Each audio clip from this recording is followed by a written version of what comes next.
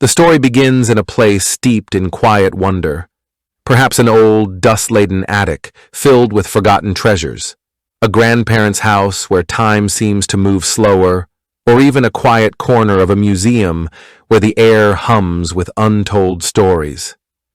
Here, the children, curious, restless, or perhaps seeking escape from the monotony of their everyday lives, stumble upon something extraordinary, a painting unlike any other. At first glance, it might seem ordinary, an idyllic landscape with rolling green hills, a winding river that glistens under an unseen sun, or a dense forest where the trees seem to sway even though the canvas is still. But there's something alive about it. Maybe the colors shift when seen from the corner of the eye, or a faint breeze carrying the scent of wildflowers drifts from its surface. The painting doesn't just capture a scene, it holds one, pulsing with hidden magic. The children are drawn to it in different ways. One, bold and impulsive, reaches out to trace a finger along the edge of the frame, half expecting, or perhaps hoping, for something to happen. Another lingers back, cautious yet fascinated, sensing that this is no ordinary work of art. And then, whether by a whisper of wind, a sudden shimmer in the light, or an unspoken invitation from the painting itself, the impossible happens. The boundary between their world and the one inside the canvas blurs. This moment is charged with possibility. The painting is not just a doorway, but a promise of adventure, of mystery, of a world untouched by the rules they know. And before they can second-guess themselves, before fear can anchor them to reality, one of them takes that fateful step forward, and the others follow because some wonders are too great to face alone. This opening scene sets the tone for the entire story, whimsical yet eerie, inviting yet perilous. There is a breathless moment, just before the world shifts, when the children hover between reality and something far stranger. The painting, once a silent observer on the wall, now hums with an energy that prickles their skin. The air around it shimmers like heat rising from summer pavement, warping the edges of the familiar room into something dreamlike. One of them, perhaps the bravest or the most reckless, extends a hand, fingers trembling. The surface of the painting doesn't feel like canvas or wood. It's cool and yielding, like the surface of a pond moments before breaking. Then, without warning, it pulls. The sensation is neither falling nor flying, but something in between. A rush of colors blurring past, the scent of damp earth and wildflowers flooding their senses, the sound of their own gasps swallowed by the wind. For a heartbeat, they exist nowhere, suspended in the thin space between worlds. The rules they've always known, gravity, time, the solidness of walls and floors, mean nothing here. The first child who stepped through doesn't even realize they've crossed over until their foot meets not carpet or hardwood, but grass, real, dew-kissed grass that springs beneath their weight. The others tumble after, colliding with soft thuds, their shouts of surprise echoing in a sky too vast and blue to be the one they left behind. When they turn, the painting is no longer a flat image but a window, its frame a jagged outline against the world they've just left. Through it, they can still see the attic, the museum, the familiar, but it feels distant now, like a memory fading at the edges. A quiet settles over them. The air here is sweeter, charged with something electric and alive. Birdsong trills from unseen branches, and the leaves rustle as if whispering secrets. It's beautiful, yes, but beneath the wonder curls a thread of unease. Because the painting didn't just let them in, it wanted them to come. And now that they're here, the way back doesn't look quite the same as it did before. This is the moment the adventure truly begins. Not when they first saw the painting, not when they touched it, but now, as they stand knee-deep in an impossible world, hearts pounding with equal parts terror and exhilaration. They've crossed a threshold, and whether they realize it or not, something in them has already changed. At first, the children stand frozen, their breath catching in their throats as they take in the impossible world around them. The sky is a deeper blue than any they've seen before, not the muted tones of the real world, but a luminous, swirling expanse, as if the air itself is alive with color. The grass beneath their feet is impossibly soft, each blade tipped with a faint glow, and the trees stretch upward like ancient sentinels, their leaves whispering secrets in a language just beyond understanding. This is not a place that obeys the rules they know. Flowers bloom in impossible hues, petals of silver, stems that shimmer like liquid gold, and the air hums with a quiet, musical energy, as if the very wind is singing. The children exchange wide-eyed glances, their earlier fear melting into giddy disbelief. One of them laughs, the sound ringing out like a bell, and suddenly the world seems to brighten in response, as if delighted by their presence. But this is no empty paradise. Movement flickers at the edges of their vision. A fox with eyes like polished amber watching them from the underbrush. Butterflies with wings like stained glass flitting between branches. Then, a voice, soft, melodic, calls out to them. A figure emerges from the trees, perhaps a guide, a guardian, or something far stranger. It might be a creature of myth, a child like them but not quite, or even a being woven from the painting itself, its form shifting like brushstrokes given life. "You've come at last," it says, as if their arrival was expected. The guide explains the rules of this world, though nothing is straightforward here. Time moves differently. Minutes might stretch into hours, or days pass in the blink of an eye. The landscape changes when they're not looking, paths appearing and vanishing like trails of ink in water. And there are places they must not go, the shadowed grove where the colors fade, the silent pool that shows not reflections, but memories, the tower at the edge of the world where something old and watchful waits. The children wander, half in awe, half in trepidation. They dip their hands into a stream that runs with liquid light, gasp as fish made of living sapphire dart between their fingers. They press their palms to tree bark that pulses like a heartbeat. One of them plucks a fruit from a low-hanging branch, and when they bite into it, the taste is like nothing they've ever known, not just sweetness or tartness, but the essence of summer, of laughter, of dreams they'd forgotten. Yet beneath the wonder, there's a growing sense that this world is not just beautiful, it's hungry. The flowers turn to follow their movements. The shadows stretch just a little too long. And sometimes when the wind drops to a whisper, they hear something else, a faint, discordant note, like a single stroke of black paint on a perfect canvas. They are guests here. But guests, after all, are not meant to stay forever. At first, the enchantment of the painted world feels endless, a dream from which they never need to wake. But dreams, no matter how lovely, have edges. And edges, when crossed, can cut. It starts with small things. The children notice it in the way the colors deepen unnaturally when they stray too far from the path, as if the world is repainting itself around them. The cheerful brook they drank from yesterday now runs sluggish and dark, its waters whispering words just below hearing.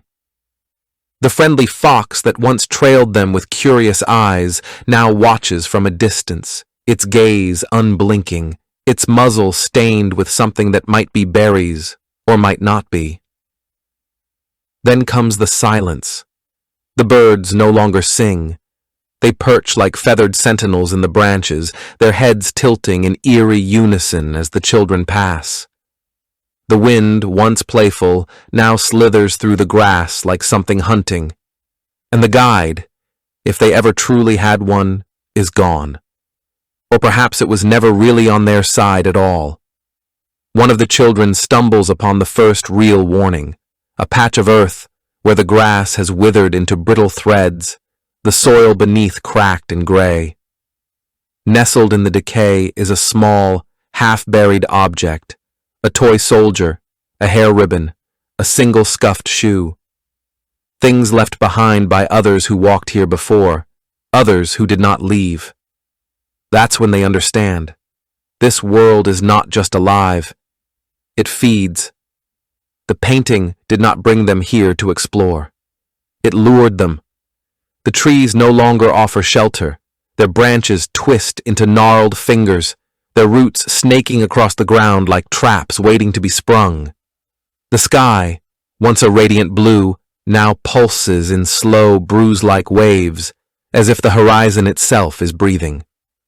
And the children realize, with dawning horror, that the further they wander, the harder it becomes to remember the way back. The details of home, the color of their front door, the sound of their mother's voice are slipping away, replaced by the painting's insistent, hungry beauty. Worst of all is the creeping suspicion that they are being shaped to fit this world. One child's hair glints with strands of gold that weren't there before. Another's shadow no longer moves quite in sync. The painting is stitching itself into them, thread by thread, and if they don't unravel its grip soon, they won't just be lost, they'll belong. The realization crashes over them like a wave. This world does not want to let them go. What began as a whimsical adventure has become something darker, something urgent. The painted sky no longer feels endless. It feels like a gilded cage. The children huddle close, their whispers trembling between them. They must find a way back before the last threads of their old lives unravel completely. But escape is not as simple as retracing their steps. The paths they remember have shifted, the landmarks twisted into unfamiliar shapes. The forest that once welcomed them now looms with tangled branches, as if the trees themselves are conspiring to keep them lost.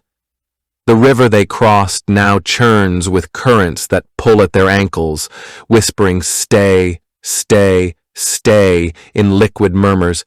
They need a plan, a key, a bargain.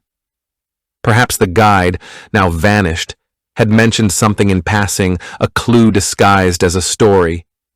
Maybe there's a riddle etched into the bark of the oldest tree, or a hidden map woven into the petals of the moonlit flowers. The children scavenge for answers, their desperation growing as the world around them becomes more hostile. The air thickens with the scent of wet paint, as though the landscape is still being formed, still deciding what to be. They learn the rules the hard way. Time is slippery here. A day might pass in the real world while they linger for what feels like minutes, or they might return to find years have vanished without them. The painting demands payment. To leave, they must give something up, a memory, a promise, a piece of who they are. Not all of them may escape. The thought hangs unspoken between them, a shadow they refuse to name but cannot ignore. One of them suggests splitting up, covering more ground. Another argues against it. This world thrives on division, on loneliness. They must stay together, even as the terrain tries to pull them apart.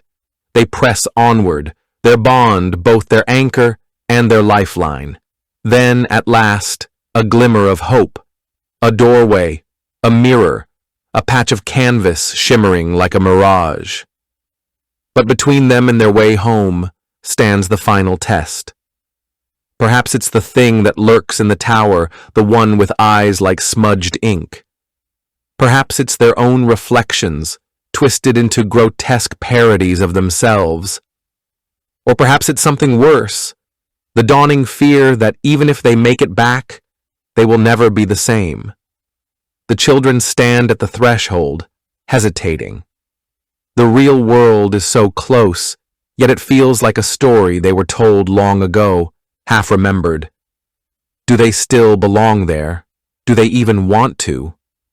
But then, the bravest among them takes the first step, not away from the painting, but through it, back toward the uncertain light of home. The others follow, because some choices must be made together, even when the cost is a piece of your soul.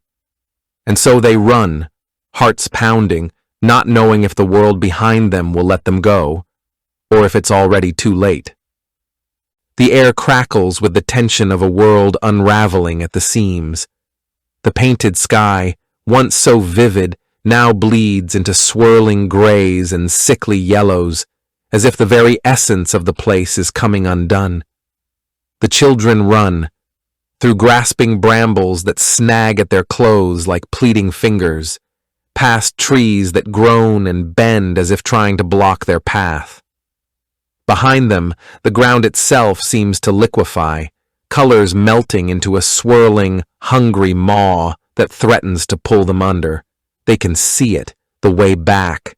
A jagged tear in the fabric of this world, a glimpse of the attic, the museum, the ordinary place they once called home. But the painting fights their departure. Shadows congeal into grasping forms, figures with smudged faces and hollow eyes, reaching out with hands that bleed ink. The guide, if it ever was a guide, now stands between them and freedom, its once kindly features twisted into something mournful and cruel. "Stay," it murmurs, its voice the rustle of dry leaves. "You belong here now." One child stumbles, their legs heavy as if the very air has turned to syrup.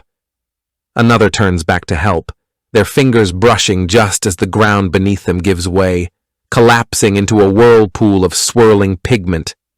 For a heart-stopping moment it seems they might all be swallowed, until the smallest among them, the one who hesitated the most at the beginning, does something reckless.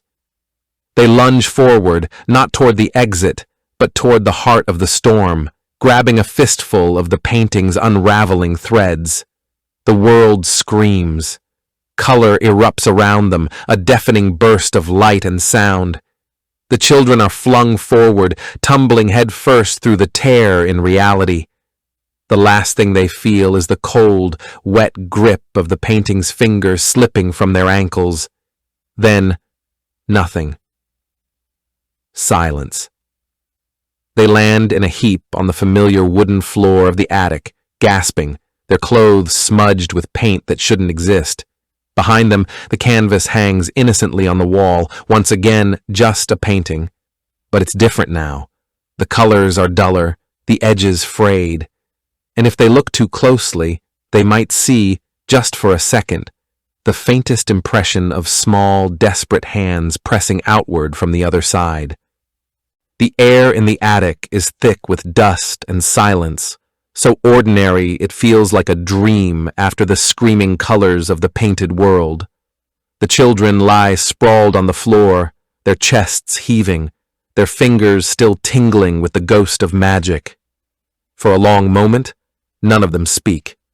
The only sound is their ragged breathing and the distant hum of the real world. A car passing outside, the creak of the house settling, a dog barking far away. Normal sounds, safe sounds. They sit up slowly, wincing at the ache in their limbs, and turn to look at the painting. It hangs, as it always did. But it's different now. The colors are muted, the brush strokes less vibrant, as though something vital has been drained from it. The world inside feels distant, but not gone. If they stare too long, the trees seem to shiver, the river to ripple. Just a trick of the light, they tell themselves. Just their eyes playing tricks. But they know better. One of them reaches up to touch their hair and finds a streak of gold that wasn't there before. Another flexes their fingers, half expecting to see paint swirl under their skin. They exchange glances, and in that wordless moment, they understand. They are not the same. The painting has left its mark on them, not just in smudges of color on their clothes, but in something deeper. A hollowness where a memory should be. A new way of seeing shadows. A flinch when the wind sounds like whispering. The youngest starts to cry, not from pain, but from the awful, unspeakable truth that part of them misses it. The way the air tasted like magic. The way the world bent to their wonder. The oldest swallows hard and reaches out, squeezing their sibling's hand. No words are needed. They all feel it, the pull of the painting, even now. The terrible, beautiful question, what if we went back? But they don't. They leave the attic, stepping one by one into the dim hallway, the door creaking shut behind them. Downstairs, their mother calls them for dinner, her voice warm and familiar. They answer, forcing cheer into their tones, pretending their hands aren't shaking. They eat, they laugh, they go through the motions of the life they left behind. But that night, and every night after, they dream in colors that don't exist. And sometimes, when the house is quiet and the moon is high, one of them will slip back to the attic, just to check, just to see. The painting is still there, waiting. And in the very corner, where the canvas meets the frame, the edges are ever so slightly frayed. Thanks for watching. If you enjoyed this video, hit that like button, subscribe, and ring the bell for more. Let me know your thoughts in the comments. I'd love to hear from you. See you in the next one. Bye for now.